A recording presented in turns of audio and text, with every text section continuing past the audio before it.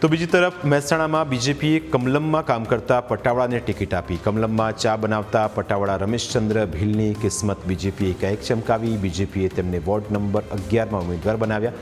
જ્યારે તેમને આ વાતની જાણ થઈ ત્યારે તેમને વિશ્વાસ જ નહોતો થયો, કારણ કે ટિકિટ મળશે તેવી તો તેમણે કોઈ દિવસ કલ્પના પણ કરી ન હતી. જોકે તેમણે ઉમેદવારી ફોર્મ જરૂર ભર્યું હતું. આવું ભાજપમાં શક્ય બને, બીજે કોઈ શક્ય ના બને, કોઈ પાર્ટીમાં શક્ય ના બને. ભારતીય જનતા પાર્ટી નેનામાં નેના કાર્યકરની કદર કરે છે. કોઈ બી કાર્યકર નેનામાં નેનો બૂથ લેવલનો કાર્યકર હોય તો એને ગમે તે મોટો હોદ્દો મળે, પણ ફોર્મ સારું કરવું જોઈએ પાર્ટીના અંદર. પાર્ટી આપનામાં શું જોયું અને આપે ટિકિટ માગી હતી? મેં ટિકિટ માગી નહીં. ટિકિટ માગવાનો તો દરેકનો હક છે. તો ચૂંટણી આવે એટલે ટિકિટ તો માગવાના, તો મેં ખાલી ફોર્મ જ ભરી દીધું અને પાર્ટીએ મને ટિકિટ આપી દીધી. ટિકિટ જાહેર થયા પછી પણ આપે આપની જે ફરજ છે ચાલુ રાખી છે? ટિકિટ જાહેર થયા પછી અત્યારે મને કોર્પોરેટરની ચૂંટણી અમારે આવી, મને ટિકિટ આપી પાડી, પણ મારું કામ તો ચાલુ જ રહેવાનું.